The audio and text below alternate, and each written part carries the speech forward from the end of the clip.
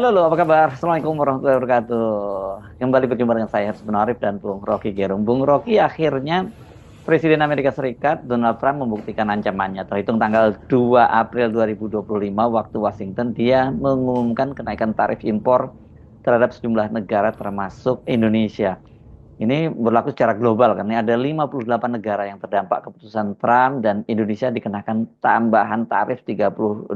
Ini memang bukan yang tertinggi ya, tapi tetap ini buat Indonesia menjadi menjadi pukulan yang sangat telak. Sejumlah negara lain termasuk Uni Eropa, Cina, Kanada, bahkan tetangga langsung Amerika seperti Meksiko langsung menyatakan sikap dan membalas perang dagang yang dilakukan oleh Trump. Sementara Indonesia kelihatannya masih tergagap-gagap ya dengan keputusan dari Donald Trump ini, walaupun sebenarnya harusnya sudah jauh-jauh hari bisa diantisipasi.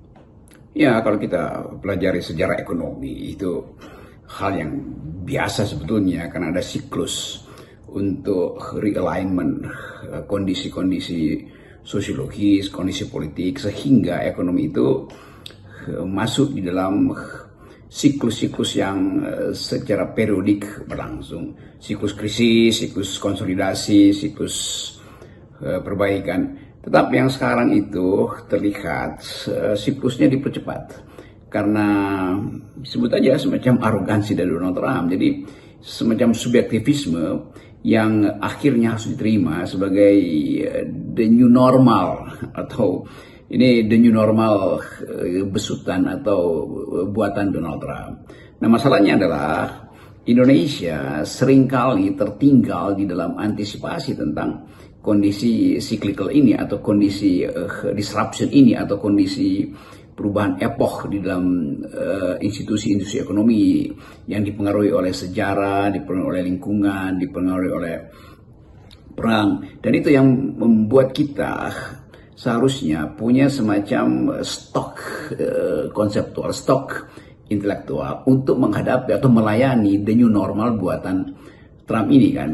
Kalau kita lihat tentu Eropa bersiap-siap dari awal, Jerman di kawasan kita, justru Malaysia yang sejak awal menduga bahwa akan terjadi realignment, akan terjadi yang kita sebut perang dagang hari-hari ini kan. Itu dari setahun lalu udah terasa kondisinya itu bahwa akan terjadi perang dagang. Kita bisa melihat itu juga sebagai, kalau kita berpikir dalam rangka ekonomi kiri, itu semacam kelelahan dari kapitalisme, sehingga kapitalisme yang mencapai kelelahan itu atau kondisi yang maksimal itu pasti akan diekspor dalam bentuk ekonomi perang. Itu yang dulu dengan baik diterangkan oleh Lenin bahwa imperialism is the highest stage of capitalism. Boy, imperialisme itu artinya perang, itu adalah atau penaklukan itu adalah the high stage,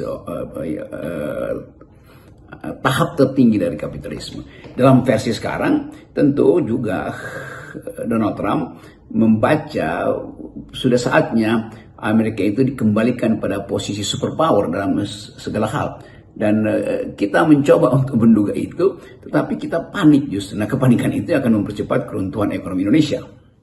Keputusan gila sebenarnya yang dilakukan oleh Donald Trump ini dipastikan akan berdampak sangat serius terhadap perekonomian global, tapi juga terhadap ini Amerika Serikat sendiri. Secara domestik itu bisa berdampak sangat serius terhadap Amerika Serikat.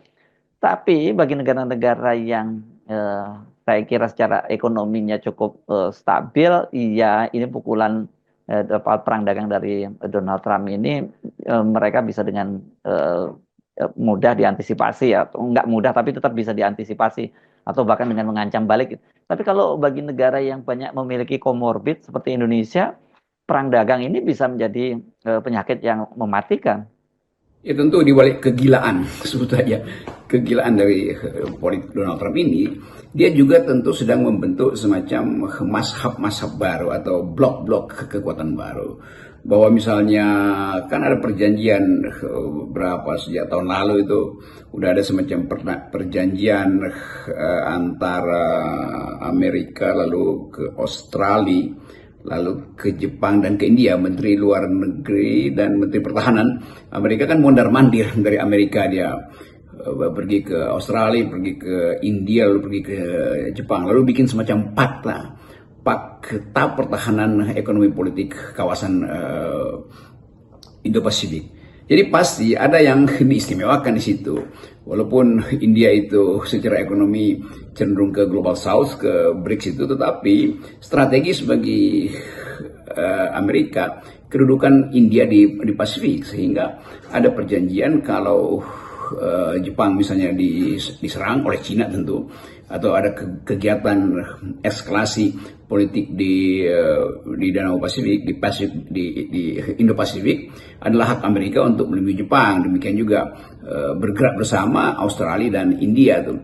Jadi sebut aja kekhususan-kekhususan itu ada di dalam otaknya Donald Trump, yaitu membackup Amerika dari kemungkinan eskalasi perang di kawasan Indo-Pasifik dengan memulai fakta antara Jepang, India, dan Australia dan Amerika tentunya.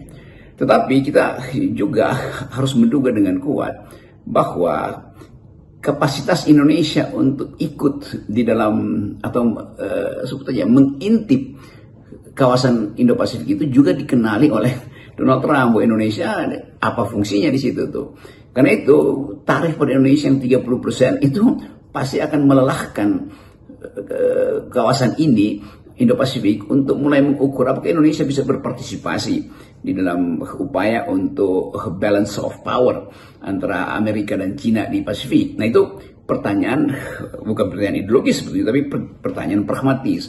Nah, Malaysia mungkin membaca lebih cepat kedudukan mereka di situ, sehingga Malaysia melakukan konsolidasi lebih awal tuh. Upaya untuk melayani permainan Trump kira-kira udah bisa diantisipasi oleh Malaysia. Mungkin Malaysia menganggap bahwa dia punya pengalaman ketika krisis moneter 2008, dia bisa lolos dari situ. Ketika kemungkinan bahwa Amerika memerlukan partner untuk mendukung SKS, bukan eskalasi, persiapan perang di Timur Tengah juga dihitung dengan baik oleh Malaysia. Jadi Malaysia melakukan kalkulasi yang lebih strategis. Nah Indonesia mulai cemas sebetulnya, sehingga kecemasan itu juga jadi jebakan bahwa kita tidak mampu untuk punya kesiapan fundamental. Padahal sebetulnya yang diperlukan hari-hari ini bukan daya tahan fundamental kita berhadapan dengan sebut aja a new kind of normal atau the new normal yang dibuat oleh Trump, tetapi persiapan intelektual, daya jangkau intelektual kita untuk membaca perubahan-perubahan ekonomi politik dunia tuh. Nah di sini kita sedikit lalai atau kurang mampu untuk mengatakan bahwa kami punya kesempatan untuk menghitung secara lebih strategis permainan yang dibuat oleh Donald Trump. Ini PR-nya Presiden Prabowo tambah ini ya, Bung Rocky, bukan hanya problem domestik, kemudian ini berkaitan dengan politik dan ekonomi, tapi apa yang dilakukan oleh Trump itu pasti langsung memukul secara telak gitu di tengah upayanya Pak Prabowo mewujudkan mimpinya memacu pertumbuhan ekonomi Indonesia sampai 8%. Ini saya kira kita bertahan dalam kondisi sekarang ini bisa tetap tumbuh 5%, itu saja sudah satu prestasi yang luar biasa. Jadi ini memang mesti kita tunggu bagaimana jurus silatnya dari Pak Prabowo. Prabowo kan suka silat begini. Ini apakah dia mampu menunjukkan ininya jurusnya berkelit dari pukulan telak dari Presiden Donald Trump ini. Memang beban Presiden Prabowo seolah-olah dilipat gandakan oleh situasi historis dunia hari ini. Ketika Indonesia kesulitan ekonomi diterpa oleh perang tarif dan perang dagang dimulai oleh Amerika, lalu masih harus berhitung tentang pertumbuhan 8% dan di dalam negeri stabilitas politik belum kondusif, tentu Presiden Prabowo harus menghitung kapasitas intelektual dari kabinet beliau itu sanggup nggak untuk melayani the new normal yang dikreasi secara pragmatis atau secara ugal-ugalan oleh Donald Trump. Kan itu soalnya. Ya kalau Meksiko dan Kanada tentu lebih mampu untuk melihat sejauh mana sih Amerika bisa mengancam mereka tuh.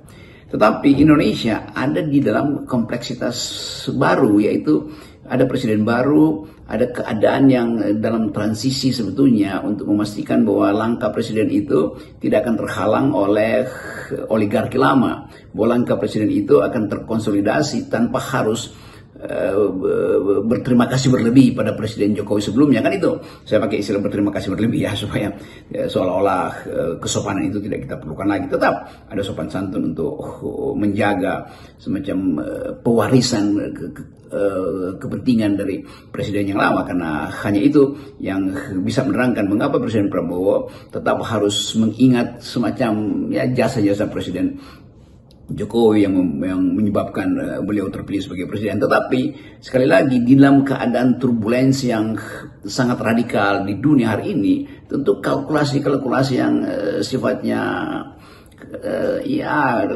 kesopan santunan itu tidak boleh membatalkan kalkulasi radikal untuk melihat apa yang mesti diambil oleh Indonesia di dalam melayani permainan ekonomi global yang diinisiasi oleh Donald Trump.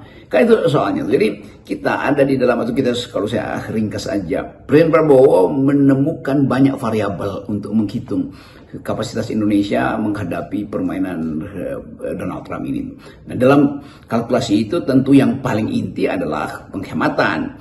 Yang paling inti adalah konsolidasi politik. Tetapi justru dalam soal penghematan itu backfire efeknya adalah tidak tumbuhnya permintaan karena uang tidak mengalir sampai ke wilayah sektor real. Tapi sekali lagi itu mungkin pilihan yang harus diambil oleh Presiden Prabowo, tidak ada soal di situ. Tapi yang jadi soal kita adalah konsolidasi kekuasaan untuk menghadapi perubahan seperti perubahan watak kapitalisme dunia itu belum mampu untuk diperlihatkan oleh kabinet. Kenapa? Karena kabinetnya sendiri gagap dan gugup untuk melihat keadaan perubahan di depan yang betul-betul belum pernah ada semacam dugaan bahwa Donald Trump akan ambil langkah yang sangat drastis, karena harus berhitung ekonomi Amerika harus dibikin kuat sekali, dan dengan kekuatan itu bisa mengatur permainan politik di Timur Tengah dan di Ukraina. Kan itu semua hal yang diduga dengan bagus atau mudah sekali kita baca dalam banyak jurnal internasional. Tapi sekali lagi bagi Indonesia itu adalah satu faktor yang belum dihitung, karena tiba-tiba setelah 100 hari Presiden Prabowo, seluruh kumpulan variabel ekonomi politik itu ada di depan mata beliau, sehingga kabinet mungkin ya bukan saja mungkin, memang harus di-reshuffle, dibuat concise, ringkes tapi powerful. Nah, yang menarik ini Bung Rocky ya, perang dagang ini jadi pertanyaan besar. Apakah tim ekonominya itu mampu merespon dengan mengambil langkah-langkah yang tepat, atau sebaliknya justru dengan perang dagang ini kita dengan mudah menyaksikan secara transparan isi kepala kabinet yang ternyata tidak memadai dan hanya tahunya kerja-kerja saja. Pertaruhannya ini sangat besar. Nasib 280 juta rakyat Indonesia, terutama mereka yang hidup selama ini hidup di bawah garis kemiskinan, atau mereka yang baru saja menjadi miskin karena turbulensi ekonomi yang sekarang sedang dihadapi oleh bangsa kita. Ya, di dalam agenda Donald Trump itu bulan depan, itu bulan ini maksudnya, itu tarifnya dipakai, itu barrier, restriksi, proteksionisme itu mulai diberlakukan tuh. Artinya perang dagang juga dimulai tuh, karena begitu sinyal ekspor impor itu memperlihatkan daya manipulatif, itu pasti akan dilayani juga oleh mereka yang terkena impact itu. Jadi terhadap Trump pasti akan ada balas dendam, mungkin dari Eropa yang pertama, lalu Kanada udah kasih sinyal dibikin Meksiko, tapi Indonesia tidak mungkin masuk di situ. Kalau kita hitung misalnya Indonesia masih perlu dolar, itu pasti dolar itu hanya ada di Amerika. BRICS penting, tetapi secara ideologis belum mampu untuk dijadikan landasan bagi Indonesia untuk memimpin Global South. Kan Pak Prabowo pasti punya ambisi yang positif untuk memimpin negara-negara selatan ini dalam bertanding dengan negara-negara kapitalis. Tetapi kapasitas negara selatan ini justru akan tergerus oleh tekanan barrier tarif yang dibuat oleh Donald Trump. Jadi sekali lagi Indonesia ada di dalam upaya untuk memikirkan secara konseptual. Itu pentingnya teori, itu pentingnya konsep tuh, bukan sekedar kerja tanpa ide, tanpa konsep tuh. Jadi kegagalan kita adalah ketidakcukupan kapasitas intelektual untuk melayani permainan yang bahkan sublim dibuat oleh Donald Trump. Karena seolah-olah Donald Trump ingin mengatakan dunia akan berubah sama sekali itu dan hanya Amerika yang bisa mengatur arah politik baru ini. Nah itu yang penting kita ketahui karena banyak komentar-komentar dalam negeri yang menganggap bahwa ya komentar-komentar FNN atau Rocky Gerung atau para analis itu cuma teori doang tuh, prakteknya kosong. Loh, tanpa teori prakteknya bukan sekedar kosong tetapi melompong itu. Dan sampai itu cara berpikir akademik. Jadi sekali lagi perlu kapasitas intelektual, perlu semacam modeling teoritis. Itu pentingnya teori, itu pentingnya berpikir konseptual. Jadi sekali lagi kita di FNN hanya dan tentu banyak analis yang tajam yang berupaya untuk meringankan pikiran Presiden Prabowo dengan mengusulkan perubahan-perubahan yang sifatnya radikal, termasuk mengubah komposisi kabinet, mengubah sekuensis pemenuhan ide-ide sosialistis, ide-ide populis dari Presiden Prabowo. Bukan mengubah, maksudnya mengatur ulang supaya ada efisiensi. Mungkin makan siang gratis sedikit diefisiensikan, lalu dan antara diatur ulang tuh karena di dalamnya banyak moral hazard yang dibaca oleh investor asing dan investor asing nggak mau masuk ke Indonesia. Jadi banyak hal yang sebetulnya memerlukan sekali lagi keahlian dan kecepatan berpikir. Nah, kelemahan kita selama ini terutama di era Pak Jokowi, kelelahan dalam berpikir karena menganggap bahwa pikiran itu melelahkan sehingga yang ada adalah no thinking, menyebabkan kita terpuruk hari-hari. Jadi semua hal yang tidak diatur, dipikirkan secara teoritis pasti akan berakhir berantakan. Ya, isi kepala itu mengatur kebijakan, dan tanpa isi kepala tidak ada isi kabinet. Salam akal sehat. Oke, salam akal sehat.